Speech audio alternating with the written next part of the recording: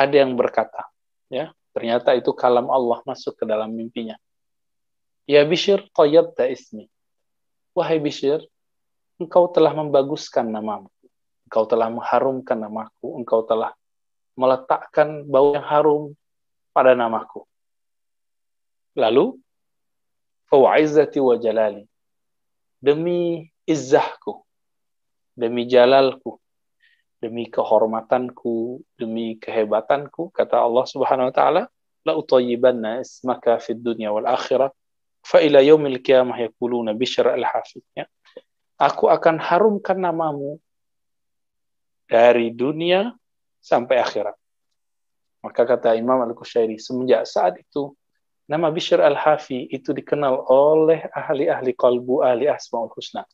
Maka sampai hari ini kita kalau buka kajian-kajian ilmu akhlak, ilmu qalbu, itu nama Bishr al-Hafi selalu muncul. Nah, Bapak Ibu yang makan Allah, inilah seorang Bishr al-Hafi. Beliau diangkat menjadi kekasih Allah bukan dengan banyak sholatnya, bukan dengan banyak sedekahnya. Betul, banyak sholat itu penting, banyak sedekah itu penting. Tapi menghormati siapa yang menciptakan dunia ini, baik namanya, baik sifatnya, zatnya, dan lain sebagainya. Ya, nah, ini adalah jalan pintas mau menjadi kekasih Allah Subhanahu wa taala.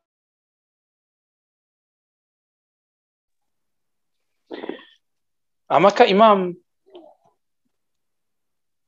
Al-Qushairi juga menulis, ya, ada kisah juga tuh, namanya Mansur bin Ammar. Hampir mirip ceritanya. Jadi beliau ini, Mansur bin Ammar, beliau ketika masa kecil melihat juga ada kalimatnya. Tertulis la ilaha illallah di kertas. Tapi kertas itu juga nggak jelas di mana, ya.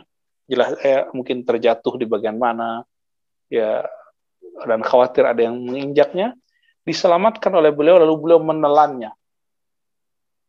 Setelah beliau menelannya, malam-malam beliau tertidur, lalu beliau mendengar kalam dari Allah, ya Mansur, innallaha azza wa jalla sayara laka ma fa'alta. Wahai Mansur bin Ammar, Allah Subhanahu wa taala akan melihat apa yang engkau lakukan. Jadi dia jadi wali Allah bukan karena apa-apa, tapi jadi wali Allah karena menghormati nama. Nah, itu sebabnya sahabat-sahabat makan Allah, kenapa kita memberi tema kita bahwa jalan ruhani menuju Allah yaitu mengenal nama. Ya. Sebenarnya mengenal nama aja sudah satu pertemuan, ya. Tapi kita tambahkan mengenal fiil, perbuatan, mengenal sifat. Nah, nanti kita akan fokus di mengenal nama. Kenapa saya menyebut mengenal af'al, perbuatan? Nah, mengenal af'al, perbuatan ini nanti berkaitan dengan iman kepada takdir Allah. Iman kepada takdir Allah sangat berkaitan dengan satu hal yang kita sering sebut dengan kudrah ataupun iradah. Kudrah, iradah. Kehendak Allah. Allah berkehendak apa, itu suka-sukanya Allah. Maka hari ini, sahabat-sahabat yang mengenal Allah, Allah berkehendak apa ke dunia. Begitu juga negeri kita. Kehendak Allah hari ini adalah Allah menghendaki dengan izinnya corona ada. Corona menjangkiti, virus ini menjangkiti banyak orang, bahkan sudah banyak yang wafat, ya. Semoga mereka syahid fi sabilillah, syahid fillah. Ini menunjukkan apa? Allah punya kudrah, Allah punya iradah. Dan salah satu adab dari seorang mukmin jika ingin mengenal Allah lewat perbuatan Allah, jadi ini yang disebut ma'rifatul af'al, mengenal Allah dari jalur pertama, jalur paling sederhana, itu ma'rifatul af'al. Sebelum masuk ke ma'rifatul asma, kepada nama, maka ridholah kepada takdir. Itu sebabnya Nabi mengatakan, orang yang membaca, berzikir setiap pagi, raditu billahi robba. Aku ridho kepada Allah sebagai Rabbku yang berkudrah iradah, berkehendak, berkuasa kepadaku. Lalu kemudian Islam sebagai agamaku, Nabi Muhammad sebagai Nabi dan Rasul Sallallahu Alaihi Wasallam. Apa kata Nabi? Yang meninggal di hari itu, dia meninggal dalam keadaan yang punya Allah atau syuhada. Begitu mulianya orang yang mengenal af'al. Jadi mengenal af'al ini tidak hanya sekedar mengetahui rahasia alam. Nah, seperti kalau itu ya ahli biologi, ahli fisika, ahli kimia mungkin lebih keren dari kita. Ma'rifatul af'al itu ketika kita melihat bahwa satu karya, satu perbuatan yang ada di dunia, di alam semesta ini terhubung kepada Allah SWT, bahkan bersumber darinya. Satu kali Imam Athaillah Sekandari ditanya mengenai, bolehkah kita menerima pemberian dari orang? Secara adab ruhani, adab akidah. Apa jawaban beliau? Secara hukum fikih boleh, tapi secara hakikat ada dua hukum. Boleh dan tidak boleh. Boleh jika kita memandang bahwa ini adalah perbuatan Allah. Tidak boleh jika kita memandang bahwa ini adalah perbuatan yang terpisah dari perbuatan Allah Subhanahu wa taala. Maka teman-teman yang dapat hadiah, dapat bantuan dari orang, lihatlah yang membantu itu pada akhirnya adalah Allah. Namun Allah memuliakan orang yang memberikan itu kepada kita, maka kita muliakan dia sebagai tanda bersyukur kepada Allah adalah bersyukur kepada Khalik. Jadi ada dua cara mengenal Allah dari jalur af'al, perbuatan yang disebut ma'rifatul af'al. Yang pertama ridho kepada takdir. Kita percaya kepada takdir, tapi kok nggak ridho? Kita percaya kepada Allah, tapi kok nggak meridai kehendak Allah? Ini aneh. Ya? Ini terlihat dari kalam-kalam orang yang mengatakan, kenapa begini? Kenapa hidup sekarang begini? Ini kelihatan bahwa mereka tidak meridai kehendak Allah. Ini berbahaya. Imam Al-Hashazili mengatakan, wailun summal wail. Celaka dan sangat celaka yang ngaku-ngaku beriman, tapi nggak ridho kepada perbuatannya. Nah, sahabat yang melakukan Allah. Lalu yang kedua apa? Yang kedua, bersyukur kepada makhluk.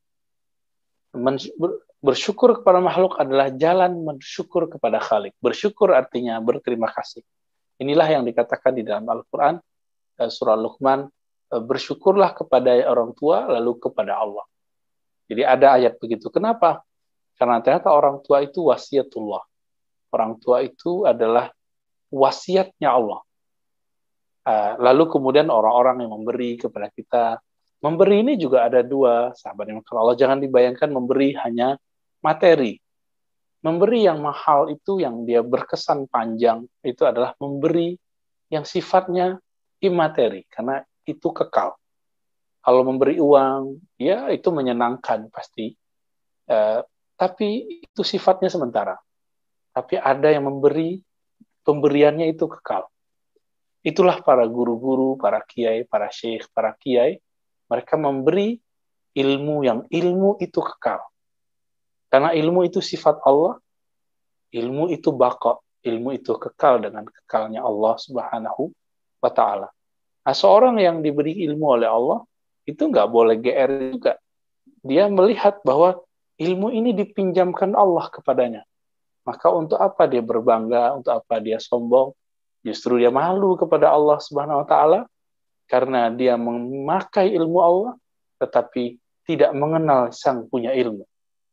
Nah, jadi ketika kita hendak mengenal Allah lewat af'al, perbuatan, maka lakukan dua tadi. Ridhoi takdir, bersyukur kepada Allah dengan cara berterima kasih kepada makhluk. Dan makhluk yang paling baik kepada kita adalah makhluk yang bernama al-walid, orang tua. Ya. Lalu kemudian saudara, orang sekitar, saudara seiman, dan lain sebagainya. Dan kemudian yang kedua, ma'rifatul asma, mengenal nama. Ya. Nama ini penting sekali, karena sebanyak apa kita mengenal nama Allah, sejauh itulah kita disebut orang yang bermakrifat kepada Allah. Sejauh itulah, setinggi itulah kualitas dari penyembahan kita kepada Allah Subhanahu wa Ta'ala. Nah, dan ini bisa kita lihat dalam surah Al-A'raf ayat 180 ya. Walillahil asmaul husna fad'uuhu biha. Silakan dilihat ya. Dan sesungguh dan milik Allah lah ya. Nama-nama yang husna. Husna artinya bagus, indah, sempurna. Fad'uuhu biha. Maka mintalah kepadanya. Maka mintalah kepada Allah SWT. Maka serulah dia. Ya. Bahkan di ujungnya dikatakan ayyaman tad'u falahul asmaul husna ya. Itu di bagian yang lain.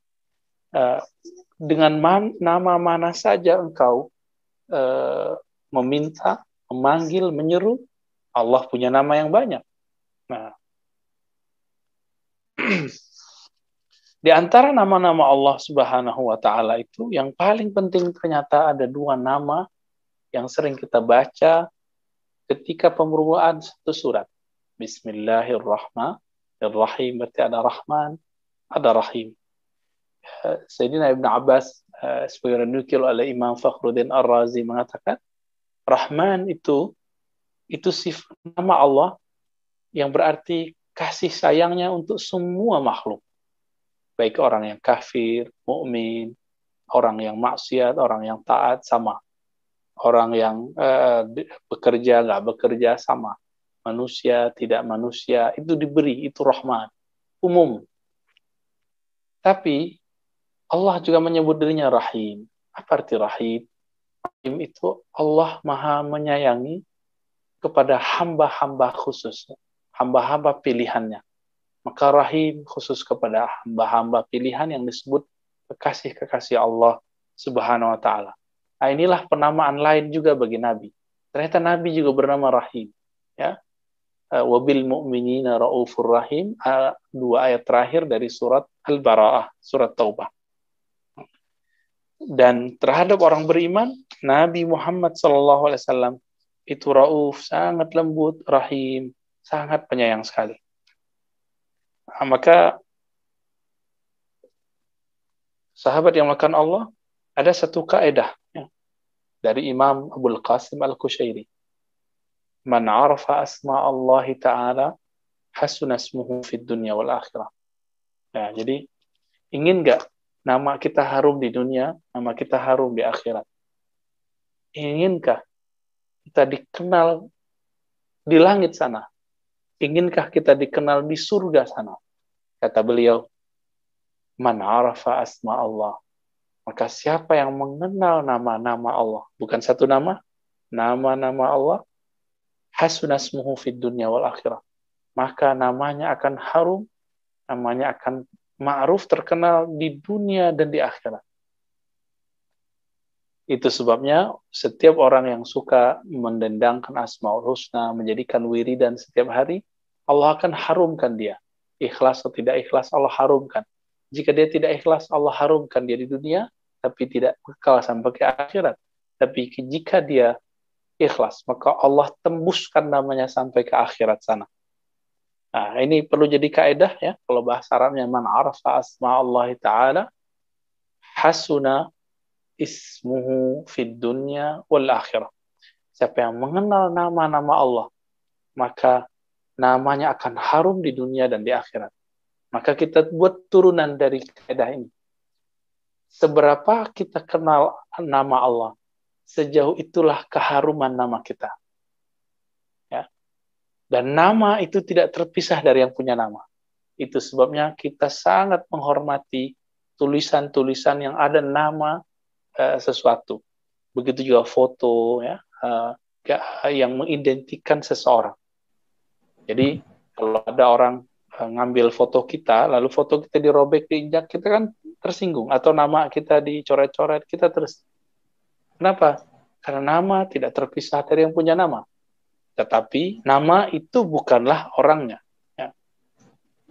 Bapak Ibu yang makan Allah, sahabat yang makan Allah, nama-nama ini, kalau boleh saya tambahkan ya, sa'adatuka fid dunya wal akhirah, kebahagiaanmu di dunia akhirat itu adalah ma'rifatuka bi asma'illahil husna. Adalah pengenalanmu terhadap nama-nama Allah Subhanahu wa taala yang indah. Nah, nama-nama Allah ini dapat dibagi. Ada nama perbuatannya.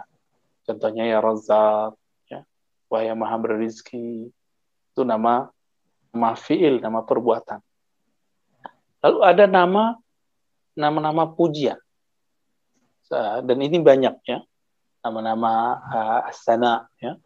Itu pujian, biasanya pujiannya kepada zatnya. Dan itu sangat banyak sekali.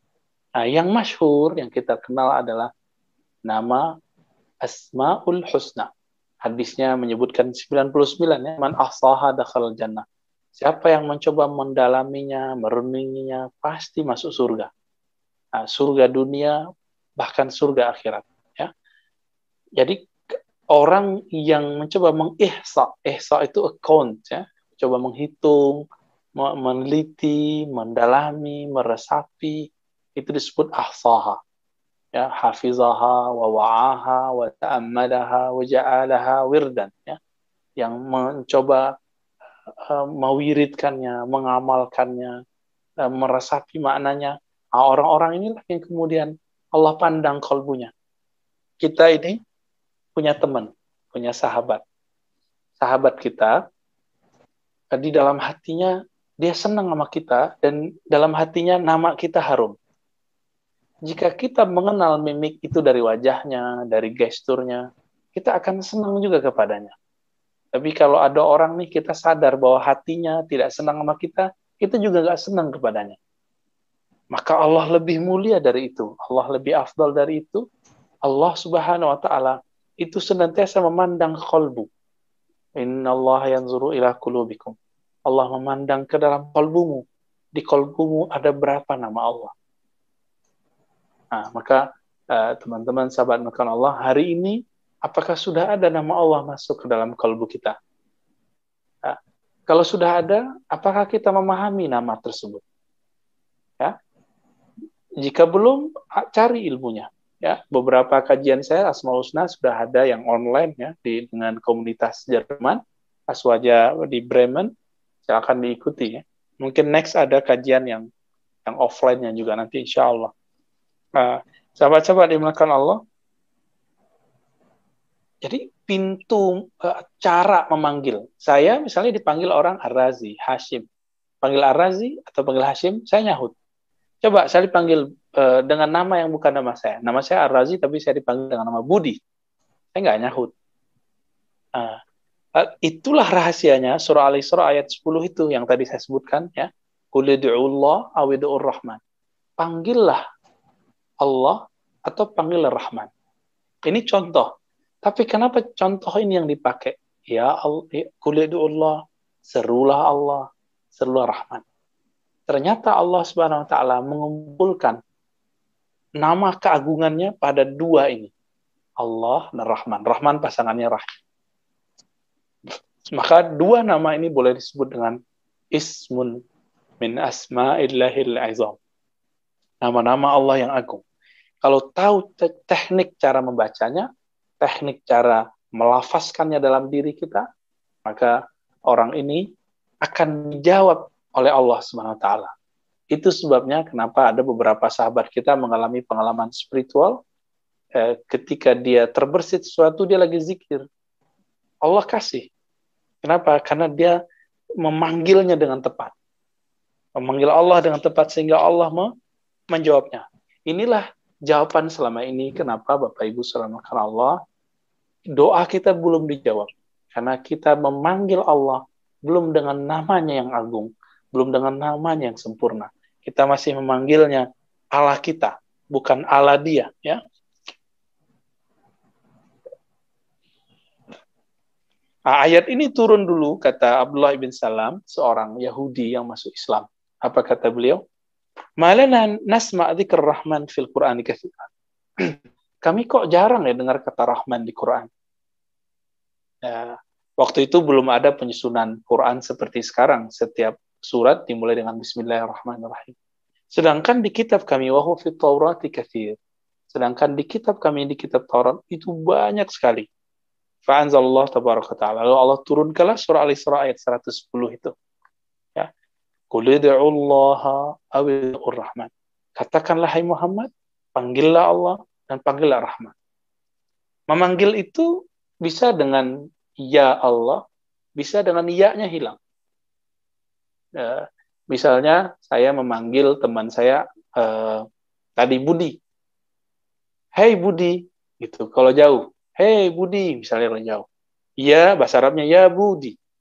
Tapi jika dia dekat, itu nggak ada lagi ya-nya. Ya Budi, nggak ada. Hey Budi, bud, gitu ya. Sama. Jadi banyak yang bertanya, kenapa di zikir-zikirnya para ulama ahli kolbu itu menyebut nama Allah nggak pakai ya, ada yang pakai ya. Itu penjelasannya kayak tadi. Jika yang dipanggil terasa sudah dekat, maka tidak perlu membaca ya Allah, ya Muhammad, ya Budi. Itu nggak perlu. Langsung Allah, Muhammad, Budi, ya Muhammad Sallallahu Alaihi Wasallam. Nah, inilah kalau sudah tahu tekniknya, baru masuk ayat ud'uni astajib lakum. Panggillah aku, maka aku jawab permintaanmu. Itu yang surat Ghafir ayat 60. Nah, Bapak Ibu yang melakukan Allah, jadi ma'rifatul asma itu pintunya adalah minimal membaca Asmaul Husna. Asmaul Husna itu nama yang masyhur. Di kalangan para nabi dan wali Allah ada nama yang disebut nama asrar. Karena ini disebutkan indikasinya dalam banyak ayat dan dalam hadis, ya. Anta kama asnaita ala nafsik. Begitu hadisnya. Engkau sebagaimana engkau memuji dirimu. Di hadis yang itu juga disebutkan istasarta, yang engkau simpan di dalam dirimu, nama-nama itu. Nah, yang disebut wali Allah itu mereka yang menyimpan di kolbunya nama-nama rahasia itu. Nah, di setiap nama 299 itu nanti dia merujuk ke nama rahasia tersebut. Nah, Bapak Ibu yang bukan Allah, itulah yang ada dalam kolbu Nabi Sallallahu Alaihi Wasallam. Itu yang diwariskan ke sahabat, itu yang diwariskan ke tabiin, itu yang diwariskan sampai zaman ini. Jadi kenapa doanya para guru, para ulama yang ahlullah itu mustajab? Karena mereka tahu cara memanggil Allah. Ini kata kunci juga. Setan itu iblis, mbahnya setan itu iblis, bisa memanggil Allah. Maka Allah kekalkan hidupnya. Dengan acara apa? Dia sebut salah satu sifat dari Allah, Allah yang Maha Aziz, yang Maha Izzah, itu kemudian membuat Allah mengabulkan doanya. Jadi bayangkan, setan aja berdoa, itu dikabulkan, iblis. Disitulah kemudian boleh kita buat rumusan bahwa tidak mesti dikabulkan doa seseorang, itu pertanda orang ini diterima dan dekat di sisi Allah. Bisa jadi dia cuma tahu cara memanggil, tapi dia tidak mengenal siapa yang dipanggil. Kira-kira seperti itu. Nah, ini ma'rifatul asma. Nah, di ma'rifatul asma inilah kemudian muncul pengobatan, ya. Ada orang ngobatin. Ruqyah itu kan pakai nama Allah. Kemudian juga ada misalnya kita mau memberkahi rumah, baca aja masuk Asmaul Husna di rumah setiap hari. Maka kalau punya kaligrafi, salah satu di rumah yang saya rekomendasikan adalah kaligrafi yang ada Asmaul Husnanya. Itu sangat bagus. Oh, kita nggak perlu aksesoris, Ustaz. Nama Allah di hati kita aja. Iya, kita ini masih makhluk fisik. Kita perlu suasana, kita perlu kondisi, prakondisi. Maka kalau mau seni, ya seni kaligrafi, ya. Walaupun di luar sana ada yang sok-sokan anti kaligrafi, ya mereka kalau datang ke negeri-negeri Arab, baik Mekah, Madinah ataupun Mesir, Yaman, itu semua tempat-tempat ibadah, tempat-tempat keilmuan itu dipenuhi dengan kaligrafi nama Allah, kaligrafi Al-Quran dan lain-lainnya. Sahabat-sahabat yang melakukan Allah, nah kembali ke ayat yang saya baca di awal tadi, surat Maryam ayat 65. Ya. Qurabbus samawati wal ard. Dialah pencipta langit dan bumi, dan antara keduanya, maka kenalilah dia, dan sabarlah dalam mengenalinya. Sembahlah dia dan sabarlah dalam menyembahnya. Hal ta'lamu lahu samiyya? Apakah engkau tahu namanya? Apakah engkau tahu keluhurannya, ketinggiannya? Jadi nama itu menunjukkan juga kelas, ya. Dan Allah Subhanahu wa taala sangat luhur sekali darajahnya, ketinggiannya. Sahabat-sahabat dimuliakan Allah, terakhir ya sebelum kita menutup, ya. Jadi makrifat mengenal Allah itu tidaklah susah. Ambil Asmaul Husna, lalu pelajari namanya, pelajari isinya, panggil dia dengan nama itu. Masalahnya, ini jadi masalah. Walaupun ada 1000 buku tentang Asmaul Husna, tapi makna itu bukan di lembaran kertas itu sebenarnya. Makna itu ada di kolbunya orang yang mengenal Allah. Maka, walaupun kita bisa beli buku Asmaul Husna, ambillah ilmu ini dari kolbu orang yang mengenal Allah itu. Kolbu dia pasti ngambil dari kolbu gurunya mengenal Allah. Kolbu gurunya ngambil dari kolbu gurunya lagi yang kenal Allah. Bersambunglah silsilah sanadnya kepada Nabi Muhammad SAW, yang mana di dalam kolbunya isinya adalah Asmaul Husna. Dan saya sering menyebut bahwa ibadahnya badan adalah sujud mendekat kepada tanah. Ibadahnya akal dengan bertafakur, berfikir. Ibadahnya jiwa dengan menahan hasratnya. Ibadahnya kolbu dengan menyebut dan memanggil nama Allah Subhanahu wa ta'ala. Nanti ada terusannya. Ibadahnya ruh, ya, dan lain sebagainya. Jadi sekarang kita udah tahu nih. Ibadah apa dengan mengenal Allah, dengan nama Allah? Itu ibadah kolbu. Ibadah di kolbu kita. Dan teman-teman dimakan Allah, orang-orang yang beribadah dengan fisiknya, tidak dengan akalnya, dia disebut dengan jahil. Dia ibadah, akalnya nggak sadar, disebut dengan jahil. Atau sukara, mabuk. Dan sholat orang ini tidak diterima di sisi Allah. Ada orang yang ibadah, sholat, dengan badannya, dengan nafs jiwanya, tapi akalnya tidak sempurna. Artinya dia tidak memahami apa yang dia baca. Tapi dia berkeyakinan saja Allah mendengar. Maka Allah masih akan hargai orang ini. Ada yang lebih tinggi. Ada orang yang ibadah dengan tubuhnya, menghayati dan akalnya, ya, menahan jiwanya, lalu kolbunya menyebut nama Allah, maka ibadah orang ini akan lebih berkualitas. Kalau kita boleh buat satu ilustrasi, ibadahnya orang yang dengan fisik tanpa akal, 1000 kali, 1000 rakaat orang yang ibadah dengan fisik, itu lebih afdol orang berpikir sesaat mengenai nama Allah. Orang bertafakur sesaat mengenai asma Allah. Maka adalah hadis, orang yang jahil, sholat itu tidak lebih afdol daripada orang yang alim tidur. Orang alim tidur itu di kolbunya ada nama Allah. Tersimpan, masuk ke alam bawah sadarnya. Sama, orang yang ahli kolbu, ibadah, itu lebih afdol jauh daripada orang yang hanya sekedar tafakur dengan akalnya. Maka 1000-nya sholat ahli filsafat, ahli kalam, profesor doktor yang dia bisa menerjemah, memaknai, menghayati bacaan-bacaan Asmaul Husna, bacaan-bacaan sholat, itu tidak lebih afdol daripada ibadah ahli kolbu yang langsung merasakan pengenalan nama-nama Allah Subhanahu wa ta'ala. Nah, inilah yang kemudian dikatakan bahwa amal kolbu lebih tinggi, lebih berat, lebih bercahaya, lebih berkualitas daripada amal akal dan amal jasad. Nah, jadi saya mengajak diri saya sendiri dan teman-teman semua, mulailah berlatih. Ibadah itu tidak hanya fisik, tapi juga beribadah dengan akal dan kolbu kita. Nah, kira-kira begitu, Bu Tina dan teman-teman. Silakan kalau ada yang mau diskusikan, ya. Bu Babi, Bu, namanya kok Babi, Bu? Bu Baby. Oh, Baby, maaf Bu, salah baca. Bu Baby Pramono, ya. Takut salah baca. Oke, silakan Bu Baby. Ya. Ini ada yang bertanya.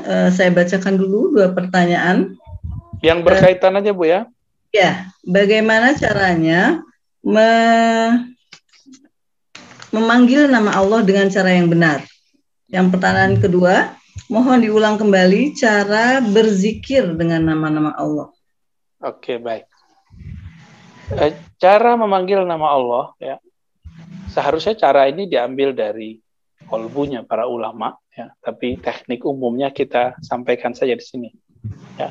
Allah itu kan maha mendengar, Allah itu maha tahu. Coba ambil Asmaul Husna satu aja,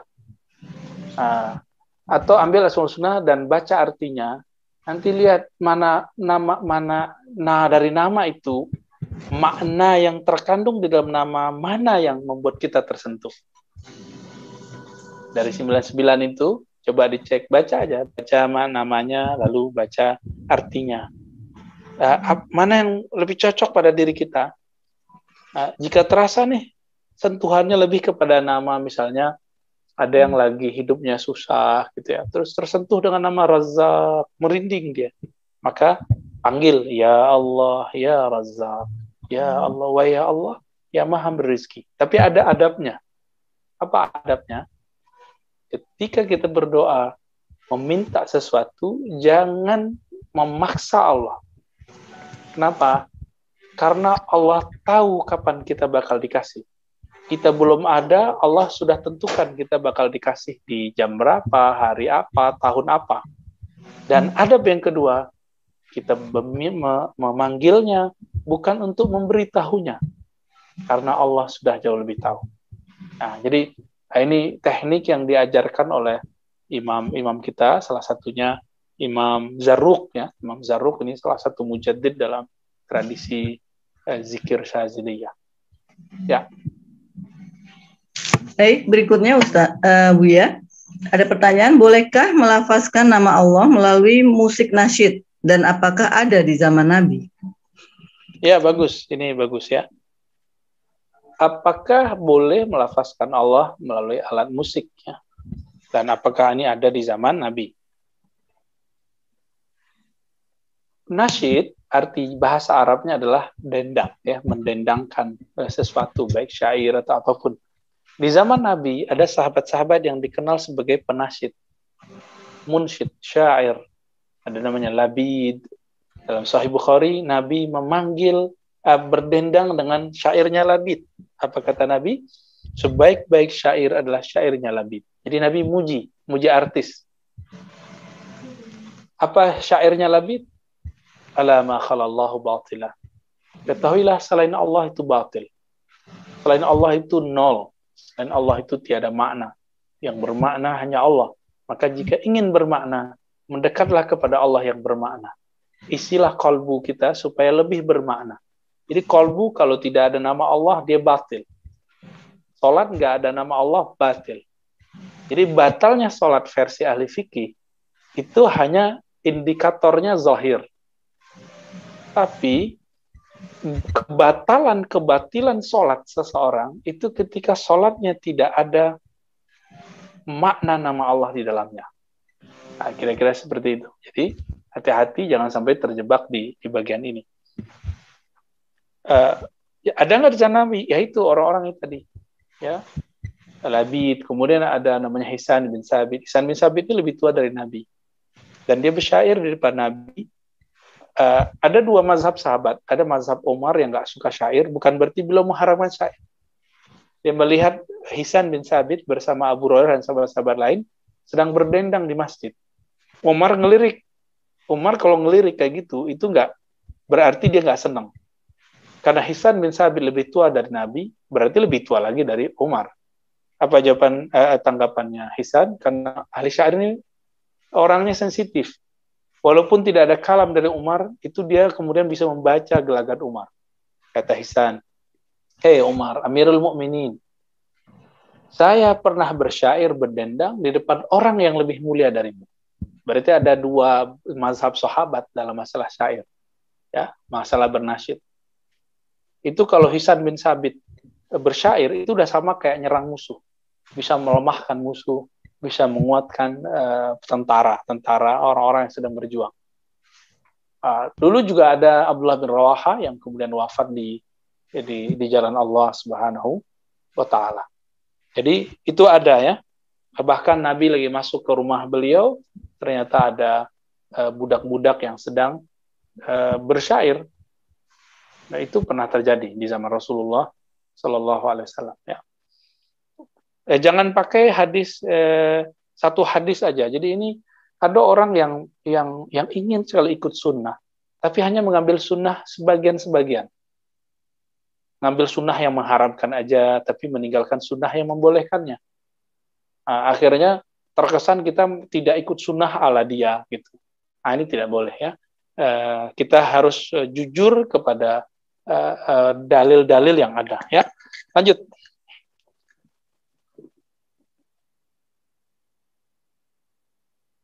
Silakan Bu. Silakan Bu. Iya, saya ulang kembali dari Ibu Irma, bagaimanakah cara sholat yang menggabungkan antara jasad, kolbu, dan akal, Bu ya?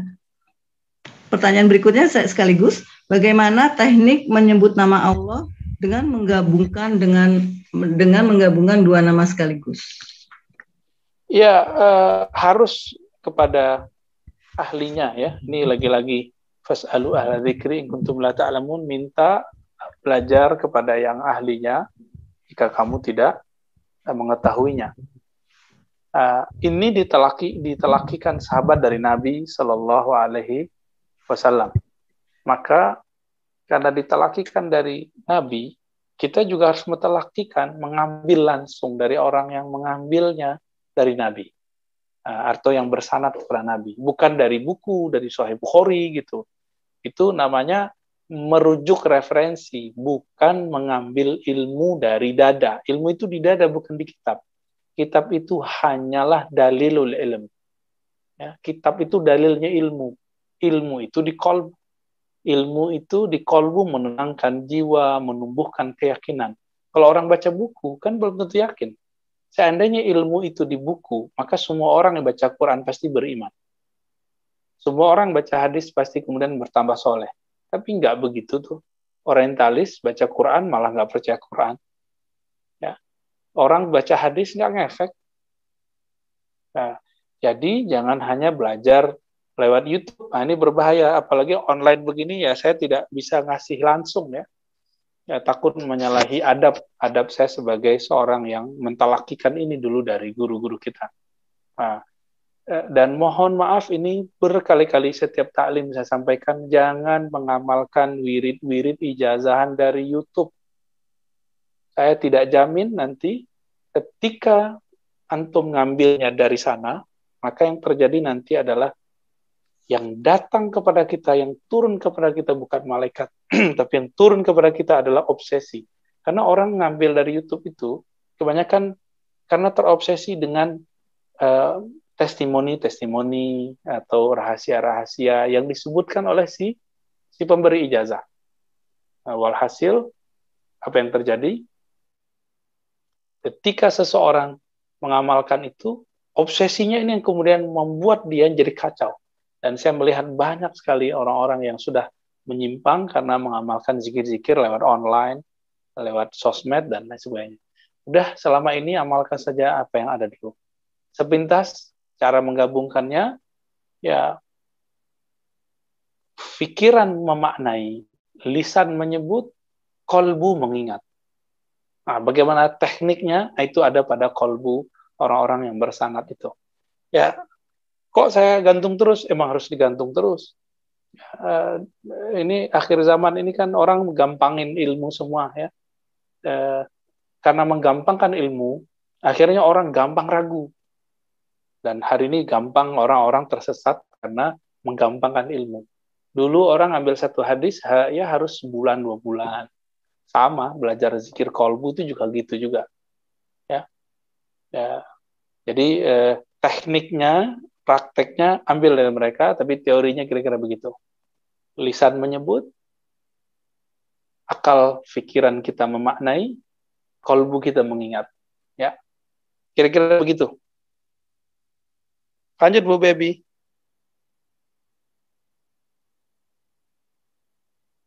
Diaktifkan dulu, Bu. Pertanyaan berikutnya, apakah Ismul Azam itu ada banyak atau hanya satu, yaitu Allah? Pertanyaan berikutnya, apakah berdoa dengan Asmaul Husna itu harus sesuai dengan hajat yang kita inginkan? Ya. Apakah Ismul Azam itu cuma satu atau banyak? Ya. Ismul Azam itu banyak, Bapak Ibu, saudara yang dimuliakan Allah. Ismul Azam itu setiap nama Allah atau setiap simbol-simbol yang menghubungkan kita kepada Allah, bahkan setiap orang yang di kolbunya ada nama Allah, itu adalah Ismul Azam. Itu sebabnya ketika Sayyidina Ibnu Umar sakit, ya kakinya ada masalah, begitu kalau nggak salah ya di hadisnya, atau dia kepanasan mungkin karena sakit salah satu anggota badannya. Kan kita kalau ada masalah di badan kita bisa bikin meriang. Ya, nggak sembuh-sembuh. Akhirnya ada orang datang ke beliau lalu mengatakan, panggil orang yang paling kamu cintai. Apa jawaban Ibnu Umar? Ibnu Umar langsung manggil, ya Muhammad. Ini hadis diriwayatkan oleh Imam Bukhari dan imam-imam yang lain. Wahai Muhammad sallallahu alaihi wasallam. Ketika dia begitu langsung dia sehat. Langsung dia sehat. Kok bisa? Itulah. Jadi karena nama-nama Allah itu semua ada dalam kalbu Nabi Muhammad. Maka memanggil nama Nabi Muhammad itu membuat orang terhubung langsung kepada Ismul Azam.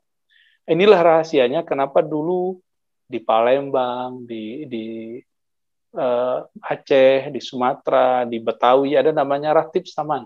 Di Kalsel ya, Banjarmasin, Martapura, sampai ke Sulawesi sana, itu ada yang disebut dengan Samaniyah.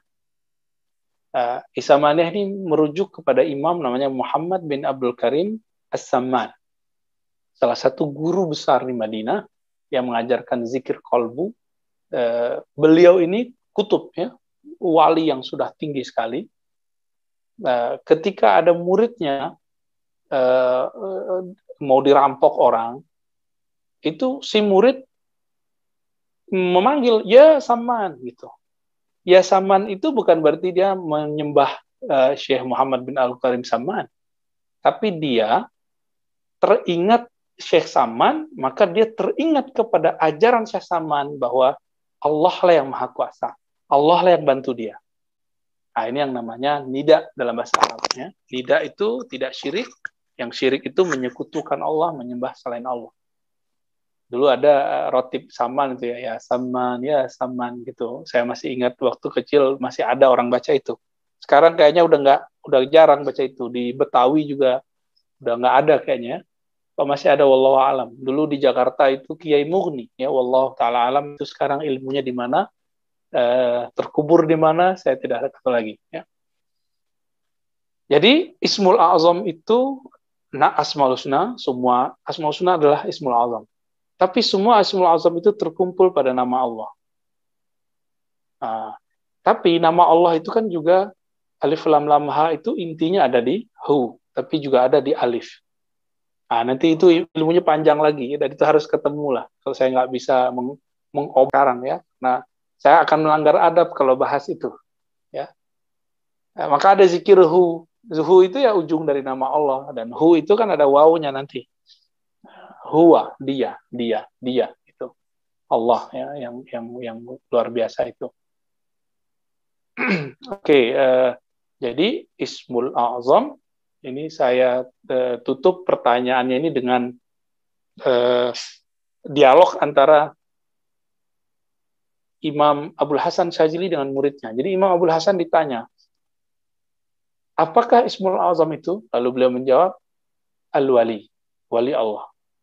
Ya, waliullah. Juga ada Imam Junaid ditanya, ajarkan aku dong, wahai Imam Junaid, Imam Abu Yazid, maaf ya. Wahai Abu Yazid, Bayazid, alimni Ismul Azam. Ajarkan aku Ismul Azam. Abu Yazid ini emang dasar orang yang sangat suka.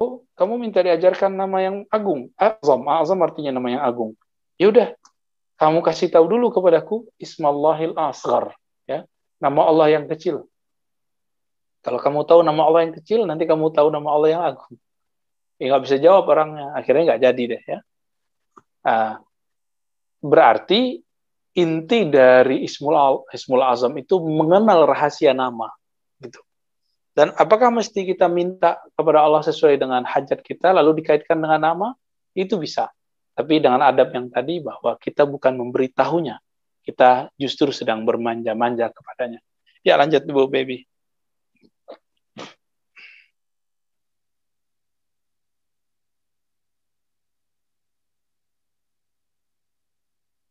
Suaranya, Bu.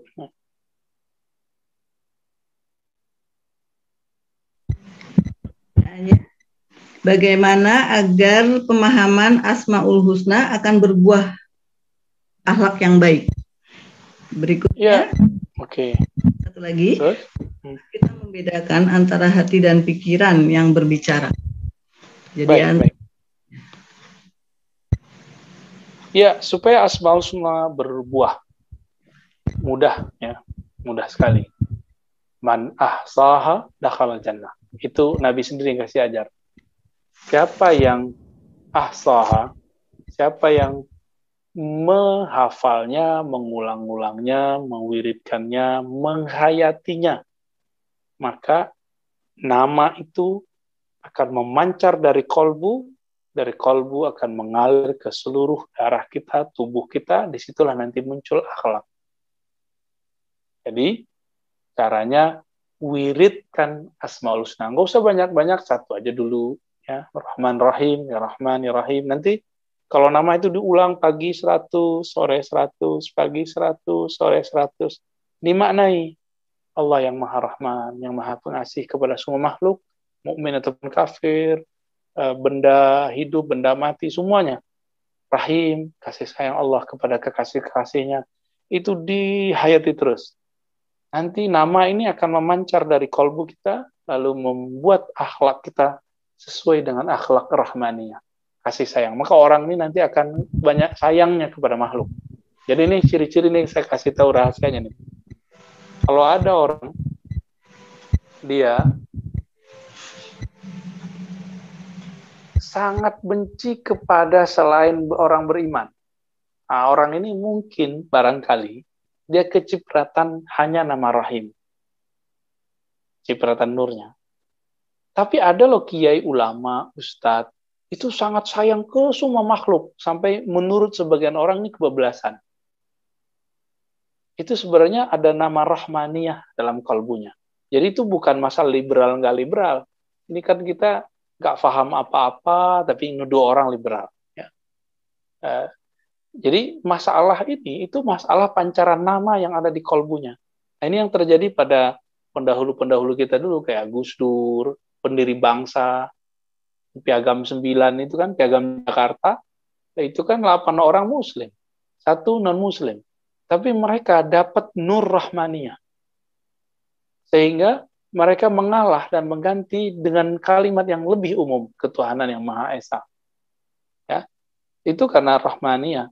Nah, maka kemudian mereka dihujat oleh ulama juga. Nah, itu ulama ini yang ghalib, yang dominan di kolbunya adalah cahaya nama Allah Rahimiyah.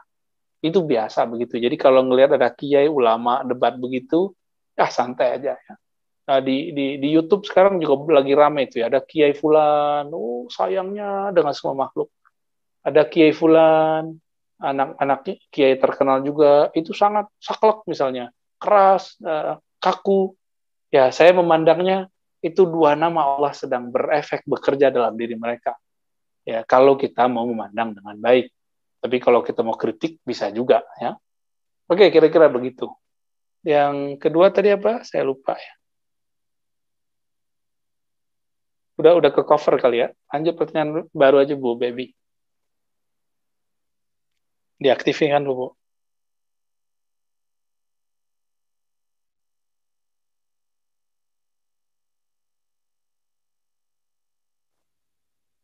Mbak Baby, speakernya diaktif. Oh maaf. Pertanyaan berikutnya adalah, Buya, bolehkah saya bertemu dengan Buya di kediaman Buya karena rumah saya dekat dengan Buya?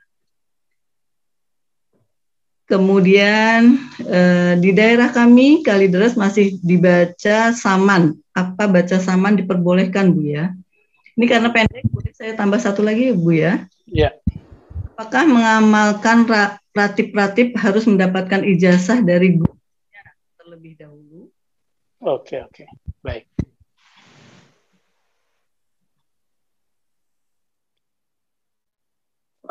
Ketemu di ribat aja ya, lebih enak.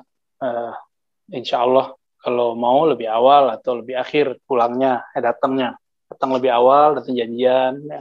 Mungkin lebih enak, lebih nyaman di sana. Kemudian pengamalan baca rotib saman ya, rotib saman di Kalideres. Oh, kalau masih ada ya, alhamdulillah. Akan dibaca, tapi jangan hanya sekedar melakukan, mendendangkan, tapi kalau bisa memahami isi manakib samannya, lalu memahami zikirnya, apa zikirnya Syekh Saman itu ya.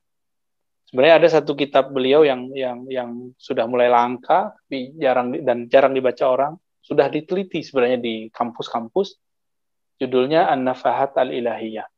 Nah, beliau kan guru dari Syekh Abdul Somad Al-Falimbani, Muhammad Arsyad Al-Banjari, Muhammad Nafis juga Al-Banjari ya, dan beberapa ulama di Aceh, ulama di Sumatera, ulama di Bugis ya, di Makassar. Saya melihat pengaruh ajaran beliau masuk ke wilayah-wilayah yang saya sebutkan tadi. Di daerah Jawa emang kurang, tapi daerah Jakarta dulu sempat ada ya. Silakan dihidupkan kembali kalau bisa, ditelusuri kembali sanadnya kemana, dan itu akan menarik ya. Jadi silakan dibaca ya.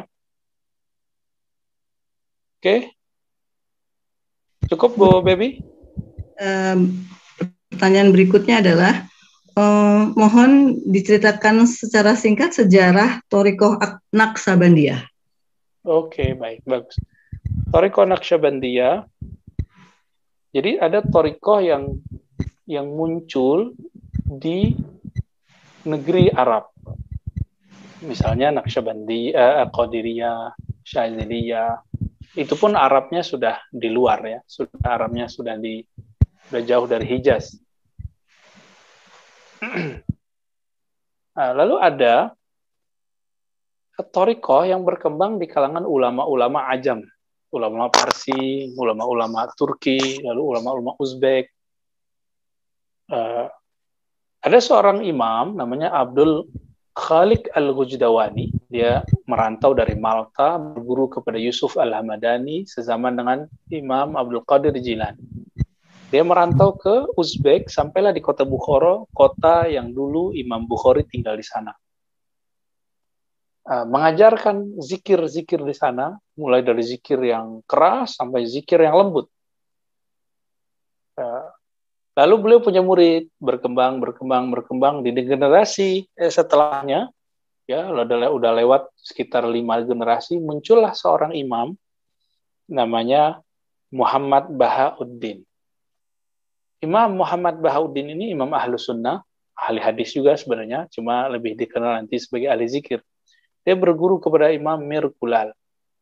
Saya pernah berkunjung ke wilayah ini semua, alhamdulillah. Sanad-sanad seperti ini kita pernah napak tilas lah, alhamdulillah. Mirkulal ini masih zikirnya keras. Ba'da sholat, itu beliau zikir keras. La ilaha illallah, la ilaha illallah. Keras sekali, sangat-sangat keras. Lalu, setiap kali beliau berzikir, Imam Bahauddin itu keluar. Zikir keras beliau keluar. Zikir di rumahnya atau zikir di tempat yang lain. Akhirnya murid-murid senior dari Imam Mirkulal menggosipkan beliau dan melaporkan sikap Muhammad Bahauddin kepada gurunya Mirkulal. Apa kata Mirkulal? Jangan kamu menggunjingkan dia, karena engkau tidak tahu apa yang ada di dalam kolbunya.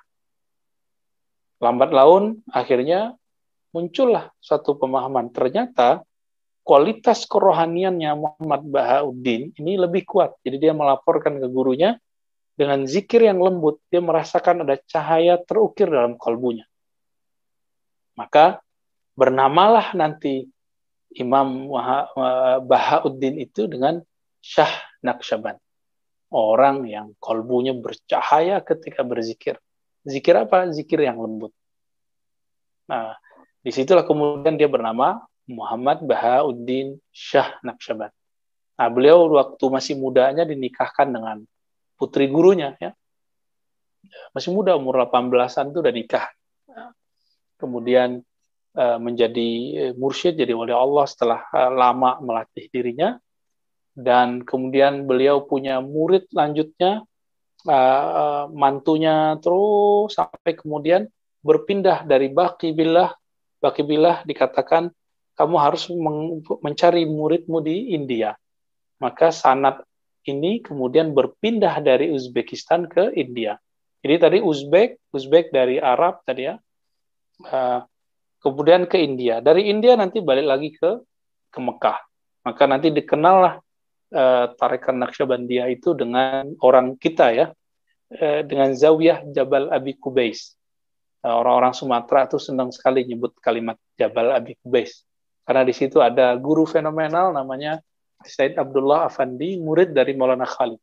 Maulana Khalid sendiri itu orang Baghdad, yang di Baghdad sendiri dia kemudian terlibat isu politik, akhirnya beliau pindah ke Damaskus.